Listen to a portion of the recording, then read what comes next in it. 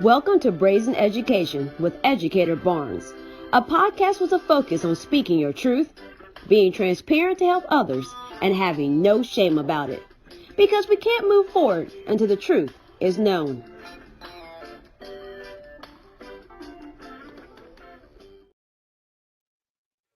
Well, welcome back to another episode of Brazen Education. I'm Educator Barnes, and today I have a special guest, Bryson Davis-Johnson. Bryson, welcome to the show. Thank you for having me. I appreciate it. Well, the reason I wanted Bryson on the show is because he's an administrator here in Indianapolis and has been doing some great work. But before I start chatting with him, I want to tell you all how I actually met him. So picture it. It's the pandemic, and I'm part of this Black Excellence in Education Awards, and we had to do it virtually.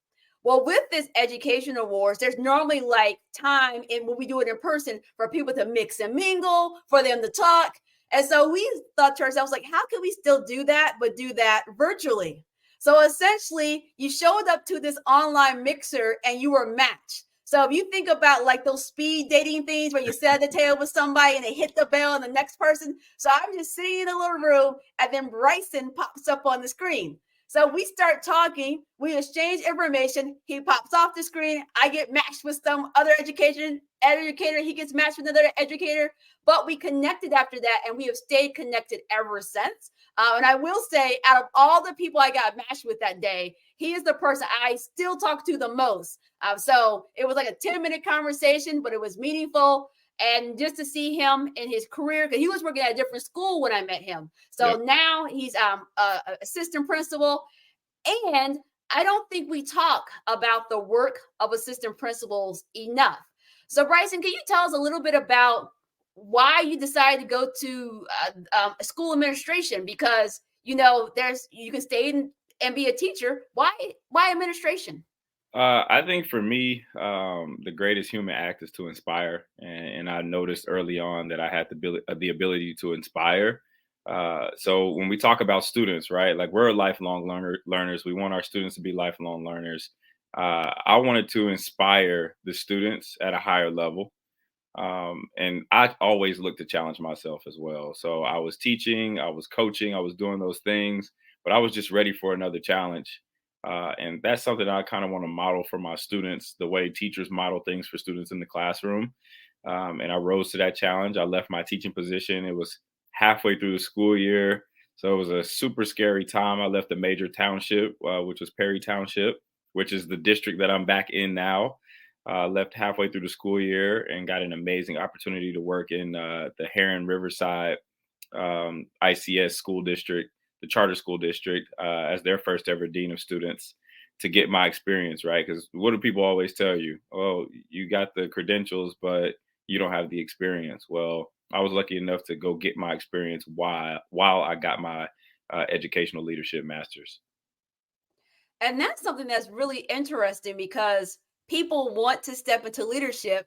And then people say, oh, you're a great educator, but you don't got any leadership experience. And then a lot of times people have to leave their school district to get that experience and go back. So my sons, they went to Cricket Creek Elementary, which is in Washington Township. And for people who are not in Indianapolis, who are our global listeners or in other states. In Indianapolis, there are 11 school districts. So Indianapolis Public Schools is just one of 11. And so Washington Township is not a suburb school. It's in Indianapolis. And so is Perry Township. So with that being said, there's principal of their elementary school was a teacher in the school, assistant principal in the school, and then the principal. Mm-hmm. That's not the typical ladder that people do because a lot of times it's hard to supervise people that have formerly been your colleagues. So people have to sometimes leave or go out and come back. So when you were doing your educational leadership programming, what were some of the things that you had to work on as a person transitioning from teacher to teacher leader? I think just it's a mindset. You have to think about things differently. A lot of times when you're in the classroom, you're just dealing with your students. And, you know, if you're having issues within your classroom, you're handling it at the classroom level. You're communicating with parents, but that's pretty much it, right? And then when you transition into that admin role, not only do you have to worry about the students, but you also have to worry about the staff.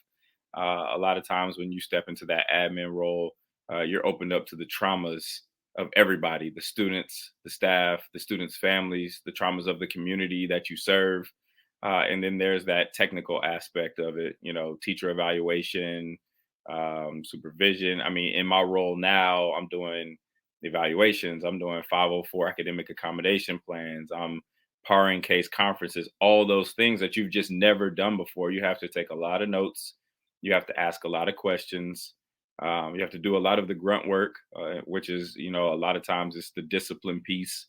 So I did a lot of discipline in that first role. And you just have to pick up things as you go. I feel like experience is the best teacher. We can go to whatever master's degree program or certification program that we want to go to. But until you're actually in that seat and you see all of the different things that you have to do, you just really won't know. So when your first role, you were a dean, I and was a a discipline dean or student dean, like what? Because you were in the charter school network, and Yep, ICS is Indianapolis Classical Schools. For those that don't know, what yep. that network is, what are some? How was dean defined? Because what I'm trying to get at is some schools dean could mean a myriad of things. How was that defined, and what were some of the things you learned to do while you were in that role? 100%. So it was mainly discipline and school culture. So discipline, you're handling those discipline referrals. There we did a lot of things by the handbook starting off, and then as I grew into the role in that second year, we started adding some restorative pieces to that, some restorative conversations. We amped up our reentry meetings with our families. We did a lot when we brought students in, setting them up for success. But it was a lot of those like suspensions, expulsions. And even with the expulsions, I would sit down with the assistant head of school. He would run the expulsion hearings at that level, and I would kind of just sit in on it.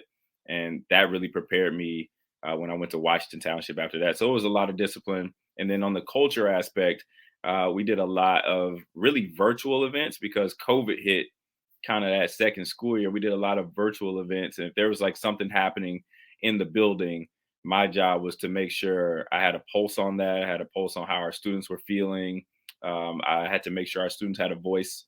So, for example, when we had the insurrection, right, and in the nation's capital, like I had to set up different things for students to be able to speak and talk about it, for us to all be on the same page and kind of build that community piece.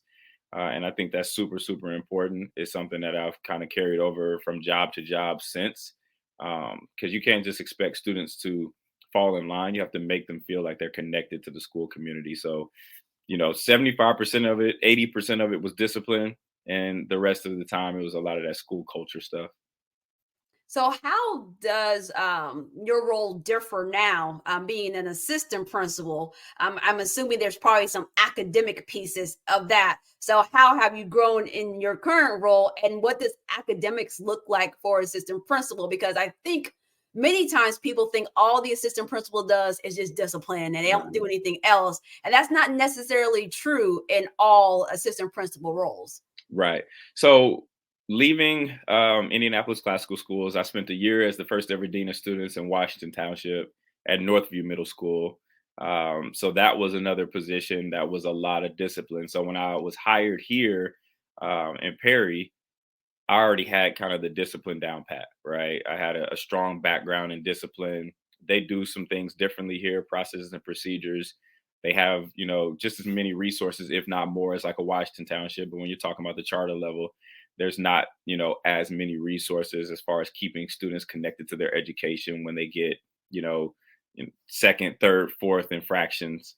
But in my role now, I am not only doing discipline, I'm the assistant principal for all of seventh grade, so we'll loop every year. I have a caseload of students that have 504 academic accommodation plans.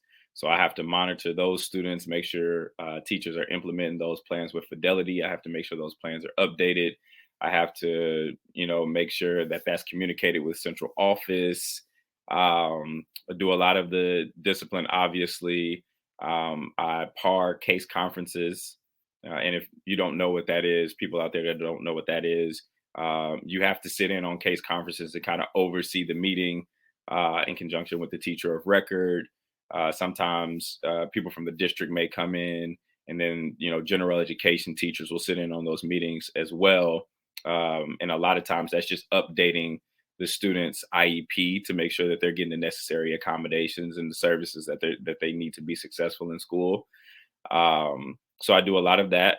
If there's a manifest that needs to go to for one of my students, I'll have to go to that manifest. For somebody that doesn't know what for somebody Yeah. that doesn't know what a manifest is, you cannot suspend a special education student for 10 days without going to a manifest.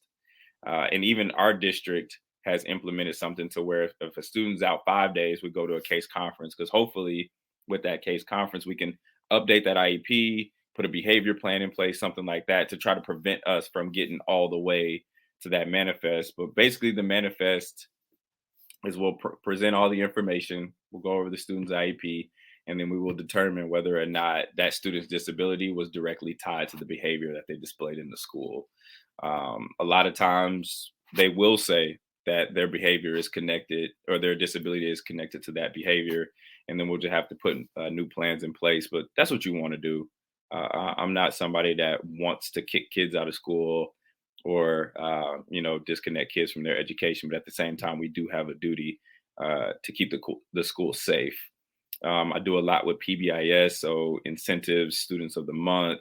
We have different convocations for different things. The first 30 days of school, we do something called Connect 30, where we really push our teachers to get to know their students on a personal level, get to know what makes them tick, what they do outside of school. And after that 30 days, we have a big convocation. So that's something I play a big role in. Teacher evaluation, I can evaluate up to 20 teachers per cycle. Those cycles last about 9 weeks. So I do a lot of teacher evaluation, and that's one of the biggest things I like about Perry. We give the NIET TAP model is really rigorous, and it really challenges me to become a better instructional leader. And a lot of times when you get placed in those dean roles or those AP roles, it's all discipline, whereas it's not like that here. You are super supported. You are pushed to grow. I'm the only Black secondary administrator in the district, but I'm supported at the district level. I have access to the people at the district level. Obviously, site supervision. The list goes on and on and on and on. We have to present professional development to teachers every Wednesday. I'm part of the instructional leadership team that meets to go over the professional development and then develop ourselves. We meet every Thursday to get better as instructional leaders. If teachers are having different issues, I may have to meet with them. For example, there's a teacher who, is having trouble wrapping their mind around an end of unit performance task to see if students got to mastery throughout their unit. And for us to be able to analyze that data and go back and see what skills our kids masters and what skills that they missed. So the list goes on and on and on. So a lot of times people feel like the assistant principal does all the grunt work. They do all these extra tasks. So what is it like kind of being, you're under the principal, but you're over the teachers. You're kind of that middleman person. How do you manage? Because I heard you say, I'm doing discipline. I'm doing manifest hearings. I'm doing 504s. I got to develop myself. I got to do instructional leadership. I have to coach the teachers. What tools or tips do you have for people who are aspiring to get to this spot to manage all of these things? Because you and I both know there are some administrators, you're like, I don't know where that person is. I'll never see them. Yeah. I'll never hear from them. I send them an email. I may hear back 2 weeks later. So how do you manage all these things to be effective in your role as an assistant principal? That's a really, really good question. Well, myself and my entire team, we are the exact opposite. We are very visible. We are very accessible. We are in the trenches with our teachers. And I hate to use the term trenches because we have an amazing culture here. We have an amazing group of kids and families and teachers. And I really do love it here. But one, you got to be visible. As far as an admin team, you have to have a united front, right? You have to support that principal. Everybody's got to be on the same page. You can still be yourself, right? You don't have to be a robot. I'm myself every single day. I talk how I talk. I look how I look. But it's a united front with our admin team. And then when you go to the teacher level, You have to be supportive. You have to be responsive. You have to stay on top of those things. And you also have to be transparent as well, because people can respect transparency.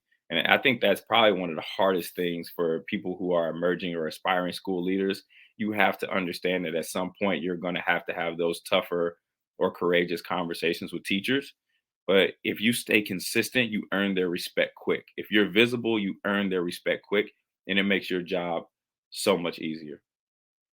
So, can you talk to us a little bit about maybe something that you have shared transparently about yourself to make teachers feel like, oh, he gets it. He gets how I'm feeling here. Um, Hmm. if you have a story, and it doesn't have to be like your current job because you're not trying to put nobody out here. No, no, no, no. For me, so when I was at Perry Meridian High School, and I've only spent about 4 years total in the classroom, but I did a year and a half at Perry Meridian High School before I left to go take the dean role at Riverside High School. I had 5 different preps. I taught 5 different classes. I also was the head JV boys basketball coach. I also ran our youth basketball organization for the township. So just being transparent and talking to the teachers and letting them know, hey, I know how hard this evaluation tool can be. And even when I was in your seat, I had 5 preps and I was a day ahead of the kids. So I understand where you are. I understand the challenges of meeting the expectations of the rubric. And I'm going to do everything in my power to help you score high on the rubric, promote student ownership, and really, really improve your instruction in the classroom. So that's something transparent so they can see, okay, he actually did go through what I'm going through, and he went through the exact same teaching model and rubric, and he had to, you know, do all these other things on top of it. So that piece right there, just being transparent and letting them know it's nothing new to me, and I understand where you are. That gained their respect pretty quickly. And I think even what you just shared here about how many years you have taught, because sometimes people can't get the respect because it's like, oh, I was a teacher for 1 year, Yeah. and now I'm here leading you, and people are like, man, you haven't even been down here doing this long enough to be able to tell me anything. You also talked about the United Front and how you guys are developing yourself. So what does that look like? How and maybe even how do you make the time to tighten up your skills or develop yourself Mhm. while you are creating professional development and developing other people? So the district builds that in for administrators here. So every Thursday, our principal leads something called ILT, which is the instructional leadership team. And within that, that's professional development for us, where we read articles, we do case studies, we do book studies, we dive into the rubric to connect the rubric to what we're doing in professional development. One thing we also do in this district that's really, really powerful is inter-rater reliability. So, for Mhm. example, you'll get teamed up with somebody in your building one time, and then you'll get teamed up with somebody in another building one time, and you'll go and you'll observe a lesson. You'll both score it. You'll collect your evidence, and then you'll come together, match up your scores, and then if those scores are off, then it indicates that we need to recalibrate how we're scoring, how we're thinking, and it gets everybody on the same page. And that's something that the district has implemented that they continue to build on. So for me, that development is already built in. That education is already built in because the district has carved out time for us to do that. Well, that sounds excellent. I just finished my dissertation to finish graduate school, Yep. but there was a class I took where they talked about inter-rater reliability and the fact that you have multiple people evaluating anything. Y'all all got to be on the same page about like, because on these rubrics they'll say effective. Well, what may be effective to me based on me reading the criteria Hmm. may not be the same as someone else reading the criteria. So we have to like talk about like why did you pick this or why you pick that, and as you know, these rubrics they have multiple sub points. Yep. So it's like, how do I score? How many of these points do they have to get to be effective or ineffective or needs improvement? Got my rubric right here. Right. So that's the thing that's just so challenging. So that's pretty cool to hear that Perry Township has built that in. You mentioned you guys have read some books. So what are some books that you have read? Because I got a lot of people that like to read things and they're like, we need a book recommendation. So what are some books you have read recently or are reading now that you're like, hey, this book is helpful? Okay, so we're just now getting to that piece. But the book we're reading now is actually right here, Teach for Authentic Engagement, by Lauren Porosoff. So basically, right now, our biggest thing with the changes that they've made to the NIET rubric is promoting and pushing student ownership, right? We don't Mm. want our teachers just standing up in front of our students, lecturing for the entire time. We want them building those students up so that after they deliver the instruction, once they model the instruction, once there's guided practice in the instruction, the students are going from there and they're using different problem solving strategies and categorizing and analyzing and using abstraction. And then, if they're working on writing summaries in language arts, those same skills need to be translated to social studies and science when those teachers are asking those different things. So I can tell you about that book later on, but that's a book that we're just now about to dive into. But the point is, we're pushing student ownership, right? And we should see students utilizing anchor charts. We should see students giving each other feedback in the classroom, right? A lot of times a teacher would want the students to just think, pair, share, or turn and talk to your shoulder partner. Well, we want to go deeper with that. If you're turning and talking to your shoulder partner, what are the essential questions that they should be asking? Hmm. Because if you have them just do that, the conversations could be different, depending on the partners that you got next to each other. But if you have those essential questions, it's easier to go back and see where students are in their learning. And we really, really push that metacognition, them thinking about their thinking, and then we can analyze that data and go back and see where the holes are and plug those gaps. Well, I like all that because I heard a principal say one time, we're not going to say turn and talk. We're going to say turn and learn Yeah. because we want to make the emphasis on that. This is not social talking. This is academic talking. So I really like that whole student ownership. Now, you talked about in the assistant principal world, you have to help with the culture, like setting the environment of the school. What are some things that you have implemented, whether it's your current role or your two previous roles being the dean, that you feel has helped improve like school culture or school Mhm. environment or increase that sense of belonging of students? Because if there are assistant principals watching, they may be thinking to themselves, I need to, this is the issue in my school. Like, what can I do? So Yeah. what things have you been involved in that you feel like helps? Uh, I would say flip the punitive consequences on their head, right? So think about a tardy or a dress code sweep, and we're going around to these hallways and we're going to sweep all the kids that are out of dress code and we're going to put them in this spreadsheet and we're going to assign them all a mass lunch detention, right? That happens. Sometimes it is necessary if that's a problem that you're identifying in your building. But try to turn that on its head and model the behavior that you want to see. So, for example, last year, right? Tardies was a major, major, major Mm, issue in our mm, building. Skipping class was a major, major, major issue. So what we did was we pulled the data to the student for the students that were doing the right thing. And in advisory class, we had those students identified, and we would go around with like ice cream carts. And all of those students that were doing the right thing, getting to class on time, we rewarded those students in real time for doing the right thing. And that made the other students say, oh, I better get it together because there's a reason why I didn't get rewarded there. I'm not getting to class on time. I'm skipping class. I'm doing this and that. So just try to think proactively instead of reactively. And that'll help you a lot. It'll help you build relationships. It'll help you model the behaviors you want to see. Because once you just start throwing those punishments out there, you're going to get kind of stuck in that rut of punishment, punishment, punishment. You don't want to do that. I like that. That is really cool. Because even as a teacher, I had a principal that would have like these carts of things. And as a teacher, I'm like, ooh, now it Yeah. wasn't like a punitive thing. Nobody didn't, no one was excluded. Yeah. So that was down horrible for teachers. But the sense of like, oh, I'm getting this thing. And a lot of time when people pull discipline data, you are pulling the kids.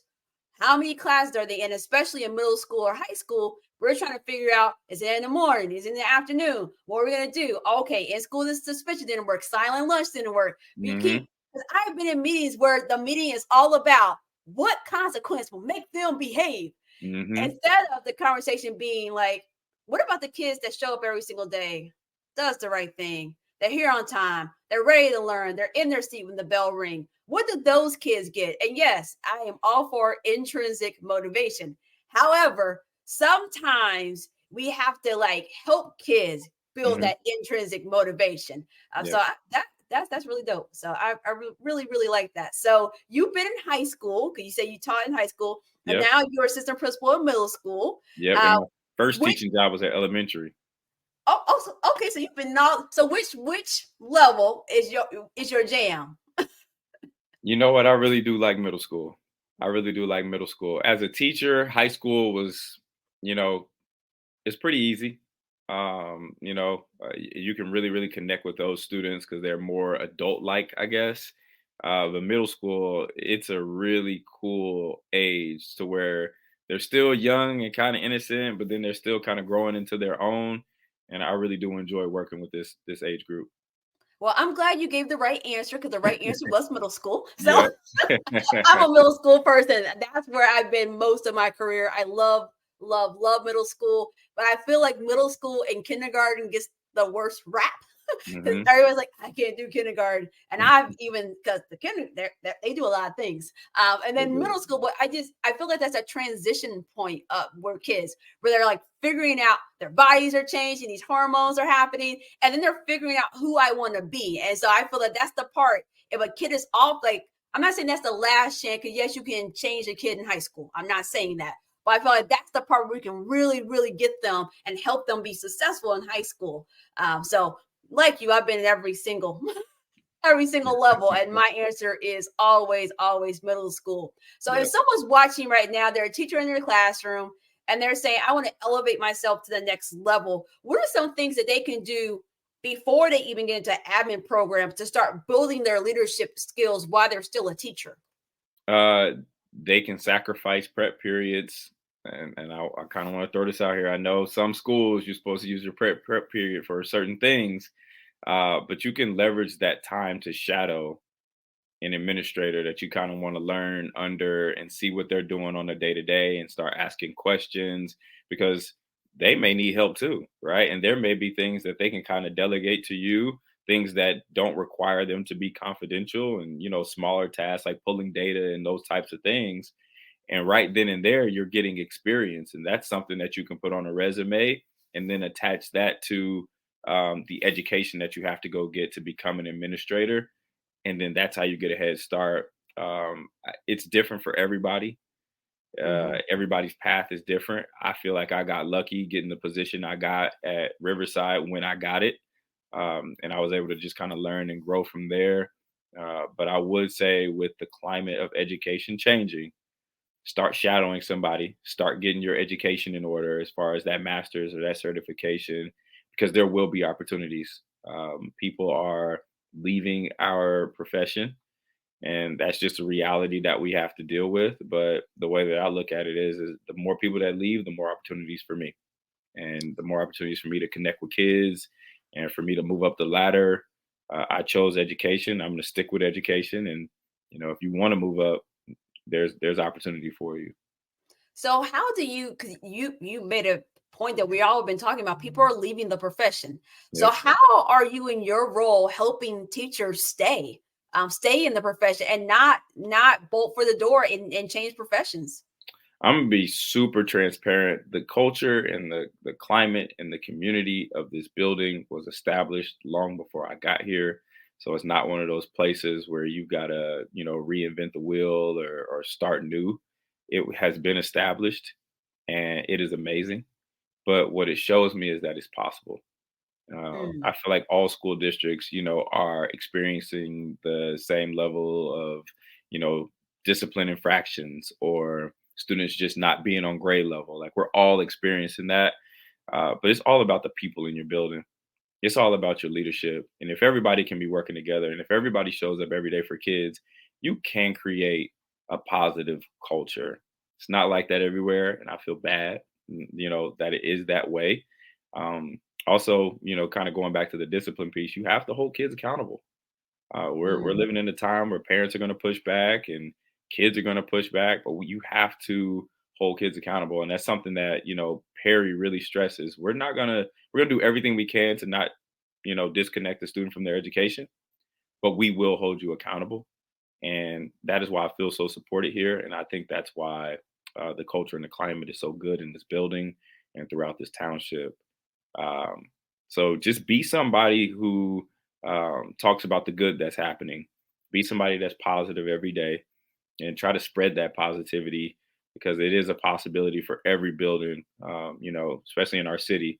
There's a possibility for every building to be positive and for everybody to be cohesive and to have an environment that teachers want to show up and work every day. I don't have any issues waking up for my job in the morning, and that's a testament to the people that I work with.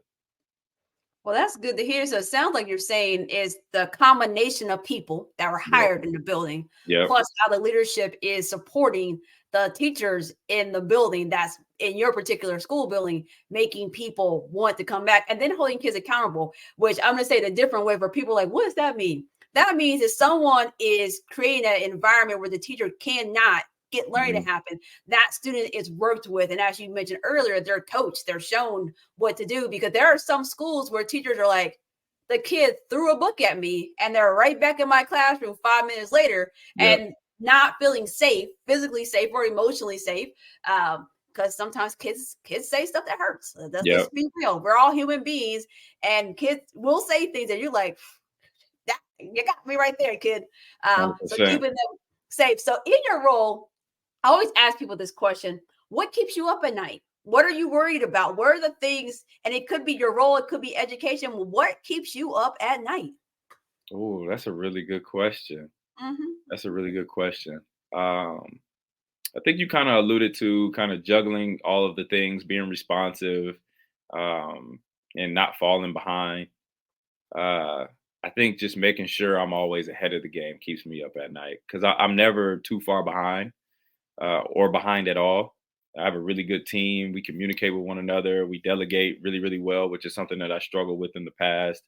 So I'm never really behind, but just, making sure, okay, I've got to get this done by this time.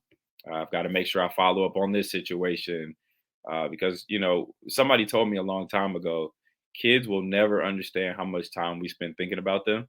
So if I'm up at night, it's just about following up with the kid or following up with the teacher that needs my support. Because my basic duties, I pretty much, have all of that streamlined. So it's those one-off things that happen every day um, that keeps me up.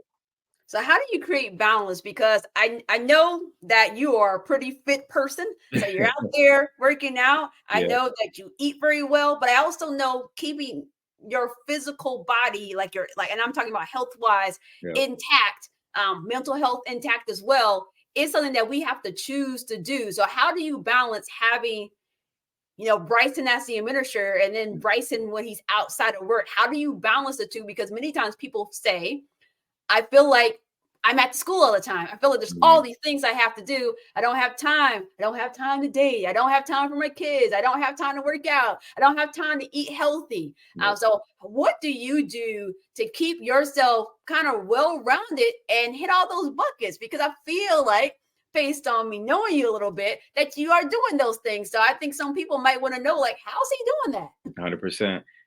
This may rub a lot of people the wrong way. Oh, And, go and ahead. I and I do feel like I do a very good job at my job, and I feel like I'll have an open mind and I'm learning. I do not take work home unless it's something that has to be done and that is assigned to me or something, major that happens after hours that I've got to follow up with. I do not take work home. There have been jobs where, I've just been tired and stressed and, all of the things, right? Because I was taking work home. The moment I stopped taking work home, the moment I had time to write a book, the moment I had time to start my sportswear line, the moment I had time to start building a platform to help people in Indianapolis live more holistically healthy lifestyles, I keep myself fresh by having my work and life balanced. You got me for 8 hours a day, sometimes a little more. I'm still in the office right now. 5 days a week, you got me. And I'm going to give you my all. And I'm going to be here for kids. And I'm going to be here for teachers. And I'm going to be here for families. And I'm going to do it with a smile on my face because I truly enjoy it. But when it's time for me to go home, I'm going home. And that's my secret. No, I feel that, which is probably why we connected, because when I had my first school administration job, I said, like, if it's not an emergency, I'm not responding to your email. I'm Yep. not responding to your text message. I am a wife. I have twin boys who have their Mhm. own lives. I said, I don't have time. And what was interesting with the teacher I was supervising, they're like, okay, like they didn't buy in. But then my teachers became the people that said, if it wasn't from this time to this time. So when there was an emergency, they would respond because they're like, oh, Shantae has not contacted me this whole entire time. And even to the point of, if I'm in my office and I need them to know something at the end of the day, I would schedule send the email. So Yep. they knew from me, they would get their emails from me at 7 a.m. or 4 p.m. And they were always scheduled send. And so I trained my teachers, and then some of them like, I've been using the schedule send email because I'm like, you can't help teachers not burn out when you as the leader hasn't shown how you do it. And Exactly. and when you work in a school, there's always something. You will Totally. always there's always something. There's always somebody I need to call, something I need to look at. Well, it's gonna be there tomorrow. And if it's not an emergency, somebody's in danger, because that does happen in school sometimes. Yep. If it's not that, you really can. I think we've gone into a culture where it's like this right now. And I think for me, especially after I had my kids and married, I wanted to get that back because when I first started teaching, I had a flip phone, first of all. My cell phone was in my purse. My purse was in the closet. I didn't wear my cell phone with me. It wasn't a thing. It wasn't until I became a literacy coach and my principal was like, Shantae, I texted you. And I was like, what? He's like, you didn't answer. I'm like, because my phone is in my purse and my purse is in the closet. And transparently, I didn't even give the school my cell phone number. So I had a landline. I actually still do have a landline. And I know some of y'all still judging me. Every time I say on this podcast, I have a landline, I get, really? Still? Yeah, still. That's what I give to school. So he was texting my landline. And I was like, and that's the moment I actually started carrying my cell phone on in my pocket. But before then, it wasn't like, I need you now. I need you now. I never expected an administrator to contact me outside of the school day. It wasn't a thing. And then Yep. I got into a couple of roles where that was the norm. 10 p.m., 11 p.m., I'm being texted by the school. And so when I got to my admin role, I was like, no, we're going to go back and get this right. And to your point, you get to do something. So you mentioned that you wrote a book. Yep. So tell us a little bit about your book and why you wrote this book. Okay. So last year was my first year as an assistant principal. Great experience. I worked for an amazing principal who's now the director of student services for the entire township. Mm, And then he was replaced this year by one of his former assistant principals, another amazing leader. But just thinking about people who are emerging and aspiring school leaders and how experience is the best teacher, I wanted to create a resource and a tool to kind of help them accelerate their process or get some background information on the technical skills that they'll have to have in this role. So it's called the Assistant Principal's Playbook. I used to coach men's basketball at UIndy. I've coached at the high school level, so I love basketball. So for me, it was fun to kind of write and kind of throw, a basketball feel in it for certain parts. mhm. But it's literally a step-by-step guide to help you do your job effectively. And I even tell you about mistakes that I've made in my role to help you be a better leader starting off. A lot of times, your master's degree program in educational leadership is going to teach you how to think like a leader, how to think deeper, how to think about how your decisions are going to affect a different side, looking at both sides of the situation. But when it comes down to those technical skills that you have to do in that role, you don't get much of that. And that's what that book does, right? If you get a job and they tell you, here, you got 20 kids with 504 academic accommodation plans, okay, my book gives you a step by step on what to do to not only implement those plans, but to keep up with those plans. If there's a plan that needs to be withdrawn, the communication piece of those plans, all of those things. There's a piece on your role as a par, where you're doing that peer assistance review for case conferences for special Mhm. education students. All of those things are in that book, suspensions and expulsions, just to give people that background knowledge so they can go into that role with a little bit more confidence than I had. I'm gonna ask you another question, but you mentioned your sportswear line, and even though we're talking about education, Yeah. go ahead and tell them about it because that's Yeah. important. So I used to coach basketball. Used to teach health and PE and management and advanced health and adaptive PE. So I would dress in, Nike, Adidas, Lululemon every day. This was a couple years ago. I read a book called Shoe Dog. It's a story of Nike, and I kind of got inspired by how hard it was for him to get things custom manufactured and kind of get that brand off the ground. So I said, you know what, I'm gonna teach myself how to go through the proper channels to get things custom manufactured. And 2 summers ago, I launched the Johnny Sportswear. I'm still learning through it. It's something I do on the side, but I have made it to the point where I understand and I know and can produce things from scratch. So a lot of people would have like a clothing line and they order, you know, shorts or something in bulk, and then they'll get a logo put on the shorts that are already made. Well, my stuff isn't made like that. My collections aren't made like that. Obviously, hoodies and t-shirts are hoodies and t-shirts, but Hmm. the collection specific pieces that I release, like for the jacket, for example, there's a 12 to 15 page document that tells the manufacturer exactly how to make that jacket, the fabric that they have to use. So learning through that, super expensive. Um, so, I paid a lot to get those technical packages made for the manufacturers, but I did just strike a partnership with Iowa State University and their fashion design program. Okay. They're going to be making Okay. those tech packs for me. So I'm working with them. That's going to be fun. And then it's always been about community for me. Hmm. Our jobs, we're on the front lines of the issues in our communities. And you talked about balance and how do I stay healthy and how do I eat better? It's Hmm. just a want to. But sometimes people want to and don't have kind of like a starting point or a community of people that are thinking the same way.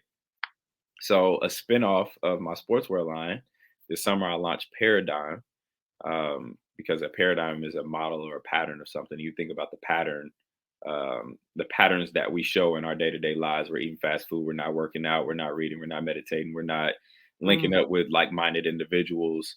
I built a platform. It's $5.99 a month for people to have a gateway to live a more holistically healthy lifestyle. So we have restaurants, smoothie and juice bars, we have gyms, we have all of these different things. We even have a person on there that does HR consulting and resume writing, where you can get a Mm. $125 resume revision for half off right now, because we want to develop the whole person to help them live a better life and then connect them with people who think the same way.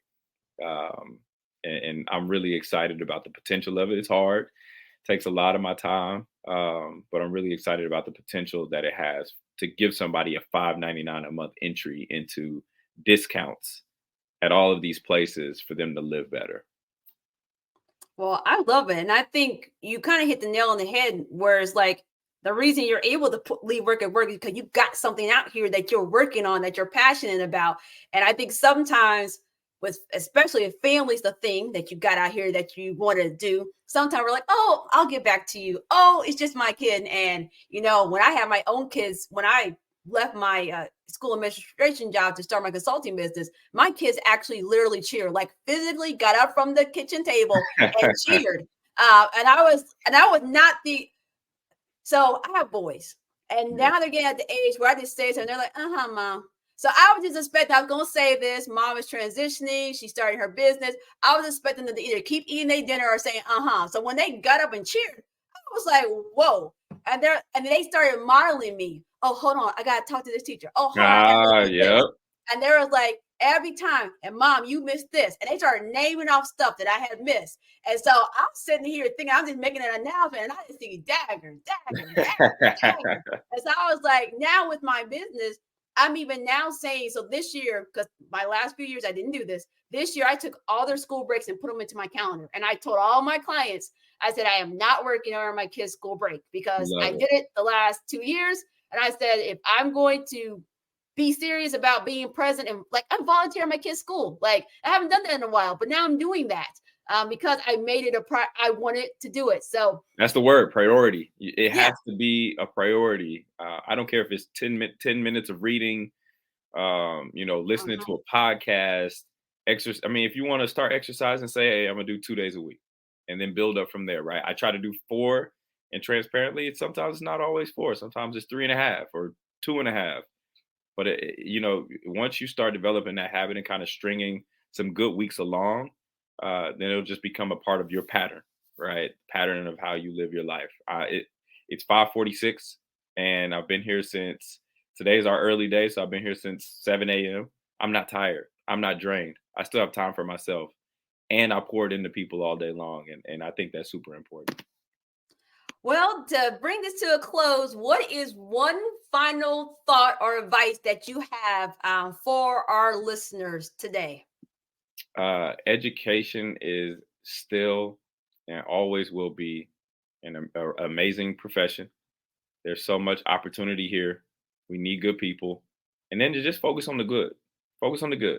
All right. If there are good things happening in your school, focus on those things. Don't focus on the bad things or the things that you disagree with. Focus on the good. And over time, you'll start to not only be the change, but you'll see the change.